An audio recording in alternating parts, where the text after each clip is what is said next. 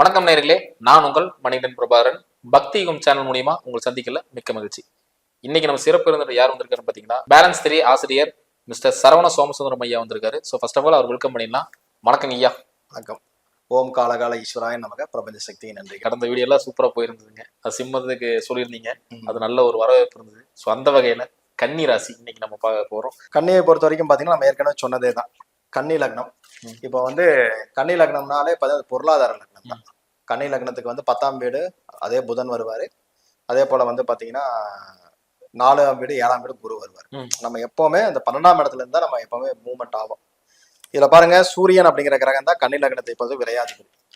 அவர் பாருங்க உயிர் விரயத்தை சொல்றாரு, பொருளாதார விரயத்தை சொல்லல. ஸோ சூரியனை பொறுத்த வரைக்கும் பொருளாதாரம் உண்டு. சரிங்களா? அதே நேரத்துல சூரியன் பொருளாதாரத்துக்கு சூரியன், சந்திரன், செவ்வாய், ராகு, குரு, சனி, புதன். இந்த சூரியன் நட்சத்திரங்கள் பாத்தீங்கன்னாலும் அந்த கன்னி லக்னத்திலேயே இருக்கும், உத்திரம். ஸோ கண்டிப்பாவே எங்களுடைய எண்ணங்கள் பூராமே உத்தரத்துல இருக்கிறவங்க எல்லாமே சம்பாதிக்கணும், பேர் புகழ் வாங்கணுங்கிற எண்ணத்துலதான் இவங்க எப்பவுமே ஓடிட்டு இருப்பாங்க. நல்லா கன்னி லக்னத்துக்காரங்க எல்லாம் தன்னுடைய வேலையை மிக முக்கியமா எங்க சுத்தினாலும் தான் அப்படிங்கிற ஒரு இடத்துல தான் போய்க்கணும். அவங்களுக்குள்ள சூரியன், சந்திரன், செவ்வாய் இந்த 3 விஷயங்கள் அங்க இருக்கு. அதுல சூரியனும் நன்மை செய்யுது, சந்திரனும் நன்மை செய்யுது. யாருக்குள்ள 60% அந்த ஆக்குப்பைங் ஏரியா அதுதான். ஸோ இவங்களுக்குள்ள பொதுவாகவே மீடியாக்குள்ள வர்றது, நான் தான் ஜெயிக்கணுங்கிற எண்ணங்கள், பொருளாதார ரீதியா பெரிய அளவுல வரணும். ஜெயிக்கிறாங்க தோக்குறாங்க திசாபுத்தி அடிப்படையில். ஆனா இவங்களுக்குள்ள அந்த தாட்ஸ் ஓடிட்டே இருக்கும். சூரியனுங்கிறது பேர் புகழ் வாங்கணும், சந்திரனுங்கிறது லாபாதிபதி. இது எல்லாமே பாசிட்டிவான விஷயங்கள் தான். பொருளாதார லாபம் இவங்களை பொறுத்த வரைக்கும். ஏன்னா 7ஆம் இடத்துக்கு அது 5ஆம் இடம், 5 நாள் லாஸுங்கிறோம். அவ 7க்கு 5ஆம் இடம் லாஸ் ஆகும் போது இவர்கள் லாபமா முடியுது. அது பொருளாதார லாபம், உயிர் லாபம் இல்லை, பொருளாதார லாபம். அப்போ சந்திர திசை பொறுத்த வரைக்கும் உங்களுக்கு சூப்பரா இருக்கும். சூரியனும் நல்லா இருக்கும், சந்திரனும் நல்லா இருக்கும். ஏன் குறிப்பா சூரியனை விட சந்திரன் ஏன் நல்லா இருக்கும்னு சொல்றோம்னா, இந்த சந்திரனுடைய நட்சத்திரம் 1, 5, 9 முழு நட்சத்திரங்களாக இருக்கும். 11ஆம் அதிபதியாகவும் இருப்பதனால மிகப்பெரிய ஒரு பாசிட்டிவான விஷயத்தை கண்டிப்பா இந்த சந்திரன் பண்ணும். நான் இப்போ சொல்றேன், ஏற்கனவே கொடுக்குற இடம் கெடுக்கிற இடம் இருக்கு, அதை பார்த்து எடுக்கணும். ஆனால் ஒரு லாபம் உண்டு. நஷ்டமே ஏற்பட்டால் லாபத்தை பார்க்காம நீங்க நஷ்டம் அடைய மாட்டீங்க. ஆரம்பத்துல நஷ்டம் வந்துச்சா கவலையப்படாது, சுய புத்தி எனக்கு கெடுத்துருச்சுனால கவலையப்படாதீங்க. சந்திர திசை உங்க முடியும் போது நீங்க இழந்ததே மீட்டுருவீங்க. 1, 5, 9 பேர் புகழ்னு சொல்றோம். அதுவும் பொருளாதார லக்னமாக இருக்கும்போது வெளி உலகத்துல பேர் புகழோட சேர்ந்து கிடைக்கின்றோம். இப்ப அரசியல்வாதிகள் இந்த மாதிரி இருந்தா சூப்பரா ஜெயிச்சிருவாங்க. 1, 5, 9 அரசியல் பாவம், 5ஆம் இடம்ல அரசியல் பாவம், 9ஆம் இடம் என்பது நம்ம இவங்க சென்ட்ரல் கவர்மெண்ட் போறது. லக்னம் என்பது தன்னைத்தானே புகழ்ந்து கொள்வது. இந்த மாதிரி சில விஷயங்கள் இருக்கு. அப்ப இவங்களுக்கு பெருமைகள் வெளியில ஈஸியா கிடைக்கக்கூடிய லக்னம் இந்த கன்னி லக்னங்கள். இந்த கன்னி லக்னத்தை பொறுத்த வரைக்கும் பாத்தீங்கன்னா, இந்த சந்திரன் எப்படி நல்லது பண்றாரு, சூரியன் நல்லது பண்றாரு நம்ம சொல்றோமோ, அதுக்கு நேர் ஆப்போசிட் வீடு யாருன்னு பாத்தீங்கன்னா சனி. சனியை பொறுத்த வரைக்கும் கொஞ்சம் கவனமாக இருக்கணும். பெரிய லாபத்தை சனி கொடுக்காது. சூரியனும் சந்திரனும் யாருக்கெல்லாம் நல்லது பண்ணுதோ அவங்க சனி கொடுக்க மாட்டாங்க. சரிங்களா? இந்த சனி ஒரு 50-50 தான். ஏன்னா 5ஆம் இடத்துக்கும் 6ஆம் இடத்துக்கும் அதிபதி. 6 என்பது பொருளாதாரம் இல்லாம உயிர் தான் இருக்கு. 5ஆம் இடம் என்பது பூர்வீக சொத்துக்கள். இந்த ஜாதகரை பொறுத்த வரைக்கும் பூர்வீக சொத்துக்கள் நல்லா இருக்கும். நேர் ஆப்போசிட் விட்டு பாருங்க. இப்ப சார் என் கையில காசே இல்லை சார், நான்லாம் சின்ன வயசுல கஷ்டம் தான் சார் பட்டிருக்கேன், யாராவது சொல்லிட்டு இருந்தீங்கன்னா, திருமணம் ஆகும் போது நேர் ஆப்போசிட் வீடு யாருங்க? குரு வீடு. அதுக்கு 11ஆம் வீடு யாருன்னு பாருங்க. இவங்களுடைய 5ஆம் இடம் தான் 11ஆம் வீடு. அப்போ கணவர் சைடோ மனைவி சைடோ இவங்களுக்கு மிகப்பெரிய சொத்துக்கள் வரும். கணவர் நல்லா சம்பாதிக்கக்கூடிய ஆளா வருவார். யாருக்கு? கன்னி. இவங்க ஒண்ணுமே இல்லை, நான் இது வரைக்கும் வேலைக்கே போல, நான் வீட்டுல ஹவுஸ் ஒய்ஃபா இருக்கேன், நான் பெருசா எது சம்பாதிக்கலாம் அப்படி யாராவது சொல்லிட்டாங்கன்னா, இவருடைய கணவர் மிகப்பெரிய சம்பாதியத்துடன் இருக்கக்கூடிய லாபம். இவங்க 5ஆம் இடம்னா லேசினஸ், சந்தோஷமா இருக்கிறது. இவங்க சந்தோஷம் எப்படி கிடைக்கும்? கையில காசு எல்லாம் எப்படி கிடைக்கும்? கண்டிப்பா. 6ஆம் இடம் உத்தியோகஸ்தனம் உயிர்காரகம் ஆயிடுச்சு. இவங்க வேலைக்கு போறாலும் கிடையாது, பெருசா வேலையெல்லாம் பண்ண மாட்டாங்க, கொஞ்சம் லேசியான பீப்புள்ஸ் தான் இவங்க. ஆனா சனி வரும்போதுல காசு வரும். எப்படி வருதுன்னு அவங்களுக்கே தெரியாது. ஏன்னா நேர் ஆப்போசிட் குரு இருக்காரு, அவங்க வீட்டுக்கு 11ஆம் வீடு அது.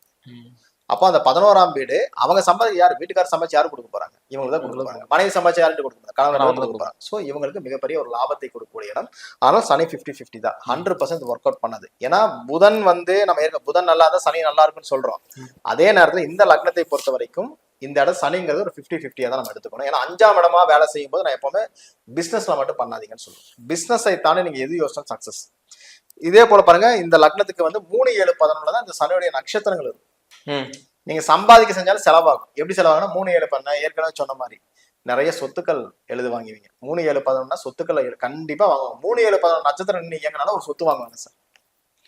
அடுத்தவனுக்காக ஜாமீன் கையெழுத்து போட்டா முதல் லாஸ் உங்களுக்கு தான்.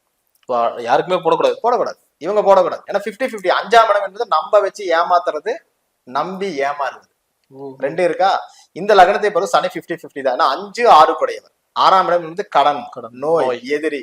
அது உயிர் காரகமா வேலை செய்யும் போது நம்பி யாருக்கும் கடன் கொடுக்க கூடாது. கொடுத்தீங்கன்னா திரும்ப வராது. அதனாலதான் 3-7-11 போது ஜாமீன் கையெழுத்து போட்டு கடன் வாங்கி கொடுத்துறாதீங்க. கொடுத்தீங்கன்னா லாஸ்ன்றோம். புரியுதுங்களா? 5ஆம் இடம் நல்லா இருக்கு. அப்போ குழந்தைகளால் லாபம். குழந்தை வேலைக்கு போயிடுவான். இப்ப இவங்க வந்து ஒரு 50 வயசு 55 வயசுல ஒரு 60 வயசுல இருக்காங்கன்னா இவங்க குழந்தைக்கு வேலை கிடைக்குமானா வேலை கிடைச்சிரும், சம்பாதிப்பாங்க சார். ஏன்னா அந்த 5ஆம் இடத்துக்கு 3-7-11 நட்சத்திரம். 3-7-11 ஓடி ஆடி வேலை செய்வாங்க. லோக்கல் எல்லாம் இருக்க மாட்டாங்க. குறைஞ்சபட்சம் வெளியூர், அதிகபட்சம் வெளிநாடு இருக்கானு செக் பண்ணிக்கங்க. இவங்களுக்கு தான் 50-50.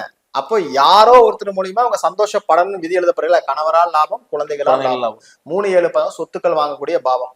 கடன் குடுக்கல் வாங்கல் மட்டும் வச்சு. ஏன்னா 6ஆம் இடம் கடன் வந்து பொருளாதாரமாக இருந்தால் மட்டும்தான் கொடுத்த கடனை வாங்க முடியும், வாங்கிய கடனை கட்ட முடியும். இல்லை என்றால் இந்த திசை உங்களுக்கு படுத்தி எடுத்துரும். அப்ப சனி வந்து 6ஆம் இடமா உயிர்காரகமா இருக்கனால இங்க சனி கொடுத்த கடன் வசூலிக்க முடியாது. கடன் வாங்கி ஏதாவது பண்ணீங்கன்னா இஎம்ஐ கட்ட கொஞ்சம் கஷ்டப்பட்டுருவீங்க. இதுல மட்டும் கவனமா இருக்கணும். அதனால சொல்ல கடன் கட்டிக்கிட்டே இருக்கிறேன் சார், தீரவே மாட்டேங்குதுன்னு வருவாங்க. முதல்ல வெளியிருந்து 3 ரூபாய் இன்ட்ரெஸ்ட் வாங்குறீங்களா, 2 ரூபாய்க்கு வாங்கி முதல்ல அதாட்டிங்க. 1 ரூபாய் இன்ட்ரெஸ்ட் எங்கேயாவது கிடைக்குது, அதை வாங்கி இதாட்டிங்க. ஒரு சீட்டை போட்டு இதை கட்டுங்க அப்படின்னு நாங்க அது படிப்படியா குறைக்கிறதுக்கு உண்டான வழியை சொல்லிடுவோம். நீங்க கோவிலுக்கு போய் பரிகாரம் பண்ணது இந்த மாதிரி ஒரு ஆப்ஷனை மாத்துங்க. ஒரே இடத்துல மொத்த கடன் வச்சிருக்கீங்களா, 4 பேருக்கு ஸ்ப்ரெட் பண்ணுங்க. அங்கிருந்து வாங்கி இங்கே கொடுங்க. 4 பேருக்கு பதில் சொல்லுங்க முதல்ல. ஆனா சின்ன சின்ன கடனா மாறிடும். அப்ப அந்த சின்ன கடன் ஈஸியா கடன். பெரிய கடனுங்கிறப்ப உங்களுக்கு கட்டுற அந்த மைண்டே வராது. ஏன்னா 6ஆம் இடம் உயிர்காரகமா வேலை செஞ்சதுன்னா பெரிய கடனை கட்ட உங்களால் முடியாது. அப்ப அதை ஸ்பிளிட் பண்ணணும். ஸோ இதனுடைய அடிப்படையில பார்க்கும்போது சனி வந்து 50-50 தான். ஆனா சனி நல்லது பண்ணுவார். நீங்க தொழிலாக பண்ணாமல் மற்ற விஷயத்துல நீங்க கான்சென்ட்ரேஷன் பண்ணினோம், கணவர் ஸ்தானம், குழந்தைகள் ஸ்தானத்துல பண்ணினா உங்களை மாதிரி ஜெயிக்கிறதுக்கு ஆள் கிடையாது. பூர்வீக சொத்துக்கள் வந்து தீரும். பூர்வீக சொத்துக்களே இல்லைன்னா கணவனுடைய பூர்வீக சொத்துக்கள் உங்க பேர்ல வரும். இது நடக்கும். சரிங்களா? சரி, இப்ப சனி கொடுத்துட்டாரு. அடுத்தது என்ன சார் பண்ணுவாரு? சனி கொடுத்தா குரு கெடுப்பாருன்னு சொல்றோம். இந்த லக்னத்துக்கு நேர் ஆப்போசிட் பாவம் என்னங்க? பொருளாதார பாவம். பொருளாதார பாதகம், மாரகம். குரு திசையில் கண்டிப்பா பொருளாதார ரீதியா கஷ்டப்படக்கூடியவங்களை மிக முக்கியமானவர் கன்னிராசி, கன்னிராசிக்காரங்க. ஏன்னா புதன் கொடுத்துட்டாரு ஆல்ரெடி. புதன் நல்லா இருக்காருன்னு சொல்லிட்டேன். நம்ம என்ன சொல்லியிருக்கோம்? சூரியன் நல்லா இருப்பாரு, சந்திரன் நல்லா இருப்பாரு, புதனும் கொடுப்பாருன்னு சொல்லியிருக்கோம். இந்த குரு வந்து டோட்டல் வாஷ் அவுட். ஏன்னா பாதகம், பொருளாதார வாஷ் அவுட் தான். பொருளாதார பாதகம். 7ஆம் இடம் கூட்டு பிசினஸ் ஆகாது. நான் பிசினஸ் பண்ண வேணும்னு சொன்னா அடுத்தவன் நம்பாதீங்கன்னு சொன்னா அடுத்தவன் நம்பினாலே அது 7ஆம் இடம். நம்பி கடன் கொடுத்தாலும் நம்பி நீங்க பிசினஸ் பண்ணாலும் அது கண்டிப்பா கண்ணிக்கு ஒரு இடத்துல அடிபடும். அது குரு வீட்டுல நின்று கிரகம் திசை நடத்தக்கூடாது. குரு சாரத்துல இருந்து நடத்திடக்கூடாது. நடத்தினால் குரு திசை தான் வரணுங்கிற அவசியமே கிடையாது. கண்டிப்பா லாக்காதீங்க. சரிங்களா? இது ரொம்ப கவனமா இருக்கணும். சரி, இப்ப குரு வந்து நம்ம ஏற்கனவே சொல்ல குரு மைனஸ் ஆயிட்டார். குரு மைனஸ் ஆனால் இந்த லக்னத்துக்கு பாருங்க சுக்கிரன் வந்து பாருங்க குரு மைனஸ் ஆனா புதன் நல்லது பண்ணுவாரு.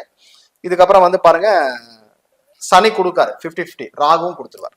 ராகு இப்ப வந்து பெரிய மைனஸ்ல, ராகுட ரொம்ப நல்லா வருங்க. ஏன்னா 2-6 முழு நட்சத்திரங்களா இருக்கக்கூடிய கன்னிக்கு கண்டிப்பாக ஒரு 10 ரூபாய் காசாவது நீங்க சம்பாதிப்பீங்க. ராகு எங்க வேணா கொடுக்காத இடத்துலயே இருந்தால் கூட ஒரு பகுதி உங்களை கொஞ்சம் காப்பாது. கொடுக்காத இடத்துல இருந்தா ஒரு லாபம் ஒரு நஷ்டம். கொடுக்குற இடத்துல இருந்துட்டாருன்னா உங்களை மாதிரி சம்பாதிக்கிறதுக்கு ஆளே இங்க கிடையாது. கண்டிப்பா ராகு மிகப்பெரிய ஒரு பாசிட்டிவ் பண்ணுவார். ஏன்னா ராகுக்கு அப்புறம் தான் குரு வராரு. குரு கெடுக்கதான் போறாரு. அப்ப ராகுக்கு அப்புறம் குரு வர்றதுனால குரு கெடுப்பாரு, ராகு உங்களை காப்பாத்துற மாதிரிதான் உங்க அமைப்புலயே அது இருக்கும். சரிங்களா? இத பாத்துங்க. அப்போ உங்களை பொறுத்த வரைக்கும் புதன், சூரியன், சந்திரன், ராகு, சனி இது எல்லாமே நல்லா இருக்கு. குரு மைனஸ். அதே போல சுக்கிரன் வந்து பாருங்க இந்த லக்னத்துக்கு பாக்யாதிபதி. பாக்யாதிபதி. அதே போல செவ்வாய் பாத்தீங்கன்னா 3-8 கூடையவர் செவ்வாய். இதுல வந்து சுக்கிரன் கொடுக்குறாரா இல்ல வந்து செவ்வாய் கொடுக்குறாராங்க ஒரு டவுட் வந்துட்டே இருக்கு. நம்ம ஏற்கனவே பல முறை சொல்லுங்க, சனி கொடுத்தால் செவ்வாய் கெடுத்துரும். புதனை பொறுத்த வரைக்கும் செவ்வாய் திசை கொஞ்சம் கவனமா இருங்க. செவ்வாய் என்பது மிகப்பெரிய ஒரு லாஸ் சொல்லக்கூடிய இடம் தான். 3-8 வம்பு, வழக்கு, கோர்ட்டு கேஸ், உடன்பிறப்புகளால் வரக்கூடிய உடன்பிறப்பு பாருங்க, தம்பி உறவுகளால் வரக்கூடியது, இளைய உடன்பிறப்புகளால் வரக்கூடிய பிரச்சனை, மச்சினன் மச்சாண்டாரால் வரக்கூடிய பிரச்சனை, இது எல்லாமே செவ்வாய் சொல்லிக்கிட்டே இருப்பாரு. செவ்வாய் என்ன அந்நிய நபர்களையும் சொல்லும். அது எந்த பாவத்துல இருக்கோ அதை வச்சு எடுக்கணும். 8ல இருந்தாலும் அந்நிய நபர்கள். இதே 3ஆம் இடத்துல இருந்தாலும் இளைய உடன்பிறப்புகள், இவங்களால் வரக்கூடிய லாஸ், அவங்களுக்கு காசு கொடுத்து அவங்களால் ஏற்படக்கூடிய அவமானங்கள், சொத்துக்கள் வாங்கி லாக் ஆகுற இடம். 3-8 நடந்துன்னு வச்சுக்கோங்களேன். வீட்டுல வந்து 8ஆம் இடம் ஒரு தீ விபத்தை சொல்லும். அதே போல 3 அப்படிங்கிறது வந்து போலீஸ் ஸ்டேஷன் வரைக்கும் இழுத்துட்டு போயிடும். 2ல ஒண்ணு சந்திப்பாங்க. இப்ப செவ்வாய் ராகு கூட சேர்ந்து 3-8 ஒரு 4ஆம் இடத்துல இருக்கான சொத்துக்கள் மூலியமா இல்ல ஒரு வயல் வரை இதுல எல்லாம் இடி விடுகிறது, இதெல்லாம் இவங்களுடைய இதுதான். இடி விடுதுன்னு சொல்றாங்க, அதெல்லாம் இங்க நடக்கும். 3-8 தீ விபத்து. செவ்வாய் வீடா இருந்தா தீ விபத்து. அதே வந்து ராகுவா இருந்தா மலை ஏறுற இடத்துல கவனமா இருக்கும்னு சொல்லுவோம். இந்த மாதிரி சில விஷயங்கள் இருக்கு. அதனுடைய அடிப்படையில இவங்க கவனமா இருக்கணும். இந்த இடத்துல 3-8ங்கிறது பொதுவா வந்து இளைய உடன் பிறப்புகளால் வரக்கூடிய அவமானங்களை சொல்லக்கூடிய இடம். இந்த இடத்துல ட்ரேட் பண்றதோ காசு சம்பாதிக்கிற எண்ணமோ வரவே கூடாது. நீங்க யாருக்காக பண்ணாலும் மைனஸ் தான். ஏன்னா சனி கொடுத்தால் செவ்வாய் கெடுப்பார். ரொம்ப சிம்பிளா சொல்றேன், சனி கொடுத்தால் செவ்வாய் கெடுப்பார். அதனால வந்து செவ்வாய் திசை என்பது மிகப்பெரிய பாசிட்டிவ் கிடையாது. 1, 5, 9 நட்சத்திரமா இருக்கு, 2, 6, 10 இருக்கு. தப்பி தவறி கொடுத்தா 50-50 தான், நியூட்ரல் தான். லாபம் இல்ல நஷ்டம் இல்ல கொஞ்சம் அவுட் சார் அப்படிங்கிறவங்க இவங்க தான். ஸோ அதே போல வந்து பாத்தீங்கன்னா அடுத்தது வந்து பாத்தீங்கன்னா சுக்கிரனை பொறுத்தவரை பாக்கியாதிபதி. நம்ம எப்பவும் ஒரு விஷயத்த புரிஞ்சுக்கங்க, குரு கெடுத்தாருன்னா சுக்கிரன் கொஞ்சம் கொடுப்பார். சரிங்களா? இந்த சுக்கிரன் எங்க இருக்காரு மட்டும் பாத்துக்கணும். நட்சத்திர ரீதியா எங்க இருக்காருன்னா எல்லாமே 4-8 12 இருக்கு. வெளிநாடு வெளியூர் போனா மட்டும் சம்பாதிக்கலாம், லோக்கல்ல இருந்து சம்பாதிக்க முடியாது. 4-8 12 4-8 12 ஏன்னா 9ஆம் அதிபதியும் 4-8 12 கனெக்ட் ஆகுது. 9னா பூர்வீகத்தை விட்டு வெளியே போறத சொல்லும். 4-8 12ங்கிறதும் பூர்வீகத்தை விட்டு வெளியே போகுது. வெளியே போனா மட்டும் சம்பாதிக்கலாம், லோக்கல்ல இருந்து சம்பாதிக்கணும் நினைக்கிறோம் கஷ்டம். கொஞ்சம் கவனமா இருக்கும். ஸோ இதனுடைய அடிப்படையில நம்ம பார்க்கணும். அதே போல செவ்வாய் வந்து மைனஸ் பண்ணா கேதுவும் மைனஸ் தான் பண்ணும். சரிங்களா? இங்க சனி கொடுத்தா ராகு கொடுப்பாருங்கிறோம், இங்க செவ்வாய் கொடுத்தா செவ்வாய் கெடுத்தா கேதுவும் கெடுத்துருவாங்க. ஸோ கன்னி லக்னத்தை பொறுத்த வரைக்கும் புதன் நல்லா இருக்கும், சூரியன் நல்லா இருக்கும், சந்திரன் நல்லா இருக்கும், சனி ராகு நல்லா இருக்கும். குரு சுக்கிரன் செவ்வாய் கேது மைனஸ் தான். இதுல கவனமா இருக்கணும். ஏன்னா பாதகாதிபதி பிளஸ் மாரகாதிபதி குரு, அது பொருளாதார மாரகத்தை சொல்லுமே தவிர உயிர் மாரகத்தை சொல்லல. அதனால வந்து கொஞ்சம் கவனமா இருங்க. பொருளாதாரம் என்பது கண்டிப்பா மைனஸ் உண்டு. அப்ப உயிர் வராதானே இல்ல, பெரியவங்க வயசானவங்களுக்கு அவங்களுக்கெல்லாம் பிரச்சனை வரும். உடனே வந்து அதெல்லாம் தூக்கிட்டு வரக்கூடாது. சார் இப்படி இருந்தது அப்படி இருந்ததெல்லாம் சொல்லக்கூடாது. உங்களை காப்பாத்து. புரியுதுங்களா? இந்த பொருளாதாரத்தையும் மிக முக்கியமான மைனஸ் இருக்கும். ஸோ மற்ற இது நடக்காது. இந்த குரு கெடுத்தால புதன் நல்லா இருக்கு. அதனாலதான் சொன்னேன், புதன் எப்பவுமே உங்களுக்கு ஃபேவரபிள். உங்க லக்னாதிபதியே உங்களுக்கு அவசியம். எங்கேயுமே நான் லக்னாதிபதி காப்பாத்துறேன் நான் சொல்லியே இருக்க மாட்டேன். ஆமா ஆமா, எல்லாமே பாதகமா தான். இதுக்கு மட்டும் நான் சொல்லுவேன். ஏன்னா ஆப்போசிட்ல யார் இருக்காங்கன்னு பார்க்கலாம் சொல்லக்கூடாது. எல்லா லக்னத்துக்கும் அப்ப இந்த புதனுக்கு மட்டும் ஒரு பிளஸ் பாயிண்ட். ஆப்போசிட்ல குரு தானே சார்? ஆப்போசிட்ல குரு மைனஸ். அதனால லக்னாதிபதியே லக்னாதிபதி எந்த லக்னத்துக்கு நல்லது பண்ணா சொல்லியிருப்பேன் மேடம் பாருங்க. ஆமா ஆமா, கன்னிக்கு மட்டும் ஒரு பிளஸ் பாயிண்ட். சரிங்களா? அதெல்லாம் ரொம்ப இம்பார்ட்டன்ட். அதே போல மீனத்துக்கு மாறும், அதை நான் பின்னாடி பேசுவோம். ஓகே. ஸோ இதனுடைய அடிப்படையில் நீங்க பார்க்கணும். கன்னியை பொறுத்த வரைக்கும் இப்போ உங்களுக்கு யாருக்காவது புதன் சூரியன் சந்திரன் சனி ராகு ஓடிட்டு இருந்தா கண்டிப்பாக நல்ல அருமையான ஒரு காலகட்டம். இது கரெக்டா யூட்டிலைஸ் பண்ணுங்க. இப்போ சொல்ற பாவத்து கூட சேர்ந்து பார்க்கணும். நீங்க நான் ஏற்கனவே சொல்ற சூரியன் நல்லா இருக்காருன்னு சொல்லிட்டேன்.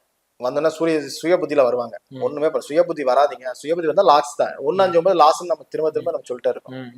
சரிங்களா? அந்த சுய புத்தி வரும்போது மட்டும் கொஞ்சம் கவனமா இருங்க. மற்றபடி வந்து உங்களை ஒரு அளவுக்கு காப்பாற்றும், மைனஸ் பண்ணாது. 1, 5, 9 தான் நட்சத்திரம் இருக்கு. திரும்ப 1, 5, 9 வரும்போது ட்ரேட் பண்ணாதீங்கன்னு சொல்லுவோம். பண்ணிட்டு லாக் ஆயிடக்கூடாது. பாவத்துல அவர் என்ன பாவம்? இந்த லக்னத்துக்கு விரையாதிபதி பாவம். அப்போ 1, 5, 9 இருக்கும் பொழுது கவனமா இருக்கணும். ட்ரேடை மட்டும் ஆகாது. காலபுருஷனுக்கு 5ஆம் அதிபதி மட்டும் ஆகாது. வேலைக்கு போற சிறப்பு. வேலைன்னு பெருசா வந்து உங்களுக்கு லாபத்தையெல்லாம் கொடுக்காது, ஸ்ட்ரெஸ்ஃபுல்லா வச்சுக்கும். ஆனா வேலையை கொடுத்துக்கிட்டே வச்சுக்குவாரு. அது மட்டும்தான் சேஃப்டி. உங்களை காப்பாத்துங்கிறது காப்பாத்துங்களுக்கு புரிஞ்சுக்கணும். அப்ப எப்பதான் சார் இது கனெக்ட் ஆகும்னா நம்ம சொல்லக்கூடிய மிக முக்கியமான சந்திர திசை ரொம்ப சூப்பரா இருக்கும். சந்திரன் வந்து ரொம்ப சந்திரன்ல கஷ்டப்படாத கன்னி நிறைய பேர் இருக்கிறாங்க. அதுல தப்பி தவிர சந்திரன் போய் நீங்க குரு வீட்டுல போய் உட்கார்ந்துச்சு சார் வரலன்னு சொல்லக்கூடாது. நம்ம குரு கொடுக்காது. நம்ம ஏற்கனவே சொல்லியிருக்கோம், எந்த பாவத்தில் இருக்கிறதோ அந்த பாவத்தினுடைய வேலையைத்தான் அந்த கிரகம் செய்யும். ரெண்டாவது அது எந்த சாரத்தில் இருக்கோ அதோடைய வேலையைத்தான் செய்யும். ரெண்டுமே கொடுக்காத இடத்துல போய் உட்கார்ந்துட்டு சார் சந்திரன் நல்லா இருக்கு நீங்க நல்லா இருக்கு, ஆனா ஒரு லாபம் உண்டு கூடவே நஷ்டமும் உண்டு. அதை மட்டும் மைண்ட் பண்ணிக்க. லாபத்தை கொடுக்காம அதை நஷ்டத்தை பண்ணாது, அதுல கன்ஃபார்மா நான் சொல்றேன். ஆனா நஷ்டம் வந்த லாபத்தை நீங்க சொல்லவே மாட்டீங்க. கிட்ட வந்து நஷ்டத்தை மட்டும் எங்கிட்ட கூப்பிட்டு சொல்லுவீங்க, சார் நஷ்டமாயிடுச்சு. புரியுதா? அது நஷ்டம் ஏன் வருதுன்னா இந்த கொடுக்க கூடாத கிரகத்துடைய வீட்டுல இருக்கும் போது அதுல மட்டும் கவனமா இருக்கும். ஸோ இதனுடைய ரெண்டையும் இணைச்சு பாருங்க, சூப்பரா வேலை செய்யும். யார் ஒருத்தருக்கு 2, 6, 10 வேலை செஞ்சு கிரகமும் கொடுக்குது. இப்ப ராகு திசை ஏன் நான் வந்து நல்லா இருக்குன்னா சனி நல்லா இருக்குன்னு சொன்னா ராகு நல்லா தான் இருக்கும். ராகு 2, 6, 10லயே நட்சத்திரமா இருக்கும். இந்த 2, 6, 10லயே போய் உட்கார்ந்துச்சுன்னா ராகு தான் உங்களுக்கு மிகப்பெரிய அம்சம். ஏன்னா புதன் கேத்து சுக்கிரன் சூரியன் சந்திரன் செவ்வாய் ராகு வந்து வைநாசிகம் வதையாக இருந்தாலும் உயிர்காரங்க வதைதான் பண்ணும். பொருளாதாரத்துக்காக சூப்பரா இருக்கும். பொதுவாகவே ராகுனால போகக்காரங்க. போகம்னா என்ன? நீங்க நினைக்கிற அத்தனை கிடைக்கிறது கொடுத்துட்டு போயிடுவாரு. புரியுதுங்களா? அதனாலதான் ராகுல மட்டும் காசு பணம் இந்த கன்னியை பொறுத்த வரைக்கும் சிறப்பா இருக்கும். நீங்க கெட்டுதான் போவீங்கன்னு உங்க ஜாதகமே சொன்னாலும் மிகப்பெரிய ஒரு ஹைக்க காட்டாம கீழே கொண்டு போங்க. எழுதி வச்சுங்க. எத்தனை கண்ணி நாங்க பார்த்துருக்கோம், செக் பண்ணி பாருங்க. அது அவ்வளவு சிறப்பான ஒரு வேலை செய்யும். ஏன்னா உங்க லக்னத்துக்கு வந்து அவர் வந்து பாத்தீங்கன்னா ராகு வந்து பாத்தீங்கன்னா 10ஆம் அதிபதிக்கு அபிஜித்தாவும் வேலை செய்யும். 10ஆம் அதிபதிக்கு அபிஜித் 10ஆம் உங்க லக்னத்தை ஜெயிக்க வைக்கணும்னா 10ஆம் இடம் தான் வேலை செய்யணும். அபிஜித்தா வேலை செய்யணும். அந்த 10ஆம் இடத்துல ராகுடைய நட்சத்திரமே போய் உட்கார்ந்துட்டு இருக்கும். அதுவும் பாசிட்டிவான ஒரு அபிஜித். சோ நீங்க லைஃப்ல யாருங்கிறது அது காட்டுறதே அந்த ராகு தான். ராகு பீரியடோ ராகு சார்ந்த கிரகம் செய்யறதுனா இவர் இன்னாரு இவர் இப்படிப்பட்டவர் இந்த இதெல்லாம் பண்ணியிருக்காருன்னு காட்டிடு. நெகட்டிவா பாசிட்டிவா உங்களை வெளிச்சம் போட்டு காட்டுறது ராகு தான். அப்போ அதுவே உங்களுக்கு கொடுக்குற இடத்துல உட்காந்துட்டான்னு வச்சுக்கோங்க, நீங்க மிகப்பெரிய ஒரு பாசிட்டிவான இடத்துல இருப்பீங்க. ஸோ இதை புரிஞ்சுட்டீங்கன்னா ஈஸி. கண்டிப்பா சார், அற்புதமா சொன்னீங்க. அதுவும் இந்த கண்ணில வந்து ஒரு விதிவிலக்கு சொன்னீங்க பாருங்க. ஏன்னா மீதி எல்லாத்துக்குமே வந்து லக்னாதிபதி உதவில, பட் இங்க வந்து அப்படியே மாறுது. ஏன்னா புதனுக்கு மட்டும்தான் 10ஆம் இடத்துல சேம் அதோட அபிஜித் அதோட வீட்டிலே வச்சுட்டு இருக்கோம். அதனாலதான் புதனுக்கு மட்டும் சில விஷயங்கள் மாறும். விதிவிலக்கு. அதே மாதிரி குருவுக்கு ஒண்ணு இருக்கு, அது பின்னாடி சொல்றேன். ஏன்னா குருவுக்கு கேது இருப்பாருங்க. சரிங்களா, அது தன்னுடைய வீட்லயே வச்சுட்டு இருக்கோம். மத்த எந்த கிரகத்தை அந்த அமைப்பு கம்மி தான். ஏன்னா நட்சத்திரங்கள் உடஞ்சிருக்கும், பிரிஞ்சிருக்கும். அப்ப அது 50-50 தான் வேலை செய்யும். ஆனா இதுக்கு வந்து முழுசா வேலை செய்யும். மிக அருமையான ஒரு அற்புதமான ஒரு வேலை செய்யும். ரொம்ப அருமையான கிரகம். ஆனா 2ஆம் இடத்துல இருக்கக்கூடிய கிரகங்களுக்கு ஒரே ஒரு கர்மஸ்தானம் கொஞ்சம் கவனமா இருங்க. ராகுக்கு எதுக்குள்ள இருந்தா தாத்தா பாட்டி வகைராக்கள் கை வைக்கும். கூட சூரியன் கூட சேர்ந்தா அப்பா கொஞ்சம் கவனமா பாத்துங்க. இந்த மாதிரி விஷயத்தையும் சேர்த்து சொல்லு. ஏன்னா 10ஆம் இடம் வந்து கர்மஸ்தானத்தையும் சொல்லும். சரிங்களா, ஏன்னா ராகு 2ஆம் இடத்துல இருந்து நல்லா காசை கொடுக்குறான்னு நம்ம சந்தோஷப்பட்டு நமக்கு வேண்டியவங்க யாரோ ஒருத்தர் கை வச்சுக்கிட்டே இருக்கும். அதுல மட்டும் கொஞ்சம் கவனமா இருந்துக்கணும். கண்டிப்பா. அது இருந்துட்டீங்கனால இங்க தப்பிச்சிடலாம் நீங்க. சூப்பர் சார், அருமையா சொல்லிருந்தீங்க. இதே மாதிரி இன்னும் அடுத்த 6 லக்னங்கள் இருக்கு. ஆமா, 6 கண்டிப்பா பண்ணிடலாம் சார். ஸோ நேயர்களே, இந்த வீடியோ வந்து உங்களுக்கு பிடிச்சிருக்கு நம்புறேன். பிடிச்சிருந்தா மறக்காம லைக் அண்ட் ஷேர் பண்ணுங்க. இதே மாதிரி இன்னொரு காணொளி சந்திக்கும் வரை உங்களிடமிருந்து விடைபெறுவது உங்கள் மணிகண்டன் பிரபாகரன். நன்றி, வணக்கம். வணக்கம் ஐயா. வணக்கம் சார்.